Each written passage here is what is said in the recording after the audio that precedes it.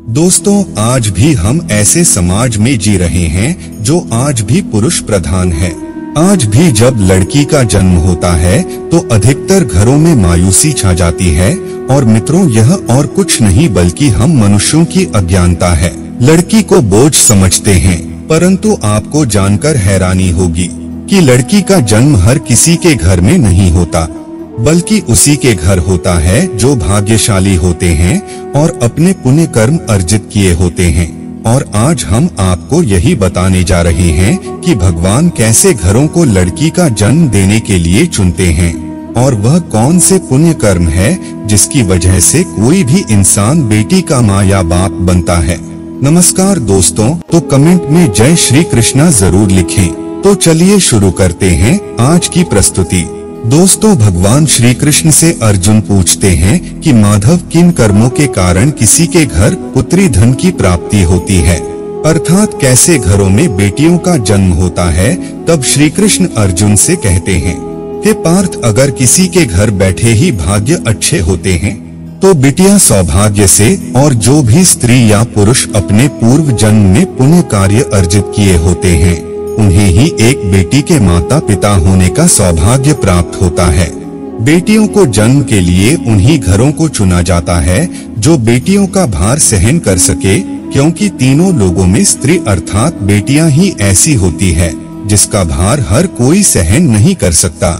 वह बेटियां ही होती है जो इस सृष्टि को निरंतर चलाती है, माँ होने के लिए अपना सर्वस्व निछावर कर देती है। हे अर्जुन, पर जिस दिन इस सृष्टि में बेटियों का जन्म लेना रुक जाएगा, उस दिन धीरे धीरे इस सृष्टि का अंत हो जाएगा। मित्रों को भगवान श्री कृष्ण के इन बातों पर गौर किया जाए तो उनका कहा बिल्कुल सही है, क्योंकि बेटियां अगर नहीं होंगी तो किसी का भी वंश आगे नहीं बढ़ सकता। दोस्तों, आपने भी कई लोगों को कहते सुना होगा कि जिस घर में बेटी का जन्म होता है वह घर स्वर्ग के समान होता है, क्योंकि बेटा तो केवल एक कुल को रोशन करता है, बेटियां तो दो कुलों को रोशन करती है। माता पिता के घर वो बेटी के रूप में अपने उत्तरदायित्व का निर्वहन करती है, तो ससुराल आकर एक बहू के रूप में सारे कर्तव्यों का पालन करती है। दोस्तों, आजकल आप सुनते ही हो, बेटी या बहू परिवार में किसी के मर जाने पर उसका पिंडदान नहीं कर सकती, लेकिन यह बिल्कुल भी सही नहीं है, क्योंकि रामायण में बताया गया है कि प्रभु श्री राम के पिता राजा दशरथ की मृत्यु हो गई तो माता सीता अर्थात राजा दशरथ की बहू ने ही उनका पिंडदान किया था, जिससे उन्हें जन्म मरण के चक्र से मुक्ति मिल गई थी। इतना ही नहीं, हिंदू धर्म शास्त्रों में बताया गया है कि बेटियां भी अपने पिता के नाम का पिंडदान कर सकती है। वहीं अगर ससुराल पक्ष में कोई पुरुष नहीं है तो इस स्थिति में बहू भी पिंडदान कर सकती है। इसलिए मित्रों, वह लोग बहुत किस्मत वाले होते हैं जिनके घर में बेटी जन्म लेती है। वही वह परवल किस्मत के होते हैं जिनके घर एक से ज्यादा बेटियां होती है। शायद यही कारण है कि बेटियों को लक्ष्मी कहा गया है। दोस्तों, बहुत से लोगों की सोच यही होती है, बेटी है तो बिना समय गवाए और इस पर पढ़ाई में पैसे लगाए, जल्द से जल्द शादी कर दो। लेकिन यह सोच एक बेटी के भविष्य को बर्बाद कर देती है। जरा सोचिए, एक बच्ची के मन में कितने सपने होते हैं, उसे कुछ करना है लेकिन यह सपने सिर्फ सपने ही रह जाते हैं। इसलिए अपनी बेटियों को सपने पूरे करने देना चाहिए, उन्हें जीवन में हर वह खुशी दे जो उन्हें मिलनी चाहिए। एक बेटे से ज्यादा एक बेटी हमेशा अपने माता पिता के लिए सोचती है। माता पिता को प्यार और अपनापन बेटी ही दिखा सकती है।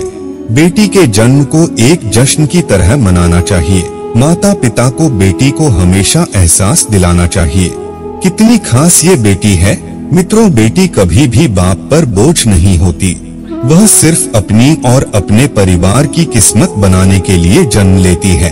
एक कथा के अनुसार दो मित्र लंबे समय के बाद एक दूसरे से मिले।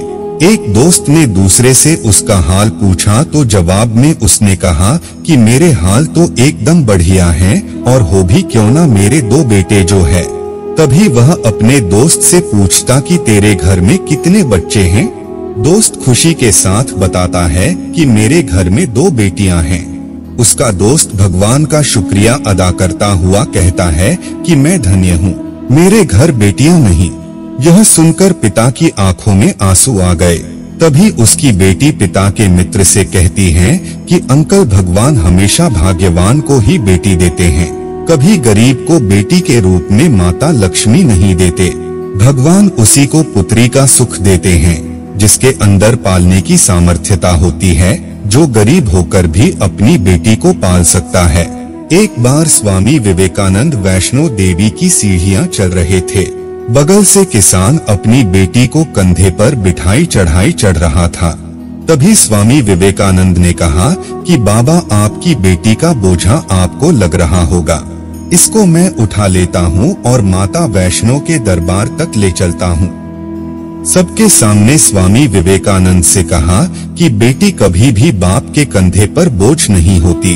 बेटियां अगर बाप के कंधे पर हो तो वह हर बोझ को हल्का कर देती है।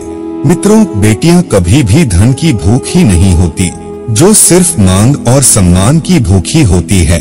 अब सोचने वाली बात है कि कौन सी कर्म के बाद आप किसी के घर लड़की के रूप में जन्म लेते हैं और उनके घर के लिए लक्ष्मी का रूप साबित होते हैं। गरुड़ पुराण में बताया गया है कि जब आत्मा को नया जन्म मिलता है तब आत्मा को शरीर के अनुसार व्यवहार में चलकर अपने कर्म करने होते हैं। शरीर के जरिए कर्म करके ही एक आत्मा अपने जन्म के उद्देश्य को सार्थक भी बना सकती है और निरर्थक भी। यदि कोई पुरुष महिलाओं का आचरण करता है, स्वभाव में महिलाओं वाली आदतें ले आता है या वही काम करना चाहता है जो एक महिला को करना चाहिए, तो ऐसे ही पुरुषों का आत्मा स्त्री का शरीर धारण करती है।